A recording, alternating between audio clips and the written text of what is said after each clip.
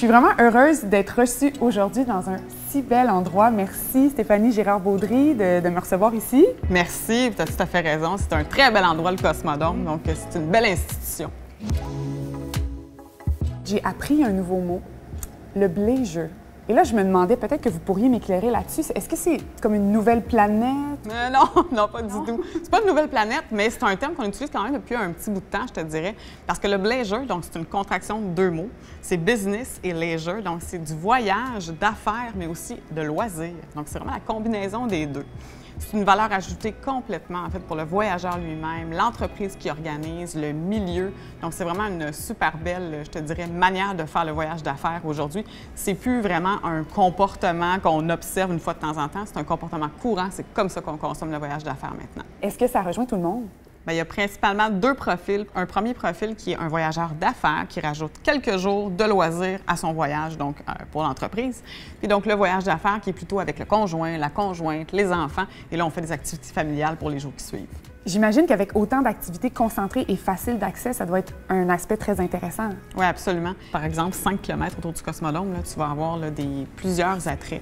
Puis ils sont vraiment diversifiés. C'est une grande force de la région, en fait, ça. Puis tout ça, ça te permet, tu sors de ta réunion d'affaires, alors tu t'en vas voir une expo, tu t'en vas faire du canot, magasiner, prendre un take-out dans un resto. Fait que c'est vraiment des activités qui sont complémentaires, mais très diversifiées ici. Il me semble que l'accessibilité doit jouer beaucoup dans la balance parce que quand on a à mixer travail et loisirs, il faut que ça soit pratique. Il faut que ce soit pratique, accessible, il faut que ce soit facile pour justement les gens qui viennent dans notre région. Vous pouvez le voir ici, des grands axes routiers, des taxis. On a une cinquantaine de lignes d'autobus ou la navette 360 qu'on appelle, qui relie des activités donc de loisirs puis d'affaires aussi. On a vraiment beaucoup d'accessibilité à Laval. C'est une région qui est vraiment marquée par ça. Quand on parle du profil du voyageur, est-ce qu'il est toujours aussi stéréotypé? Est-ce que ça a changé? Bien, ça évolue, en fait. On a maintenant, je te dirais, à peu près 50 des voyageurs d'affaires qui ont en bas de 45 ans quand même. Et la moitié de ces gens-là sont des femmes. J'aime ça! Absolument. Les femmes, donc, aiment beaucoup d'ailleurs le leisure parce qu'ils peuvent vraiment combiner le voyage d'affaires puis aussi le loisir qu'elles organisent. Est-ce que c'est là que peut entrer le rôle d'un simplificateur certifié?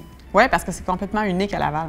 Donc, nous, on a en fait des guides ou des gens qui accompagnent chacun donc, des voyageurs pour l'assurer de le jumeler avec les bons attraits, par exemple. C'est vraiment une grande force qu'on a, c'est une synergie donc, dans le milieu.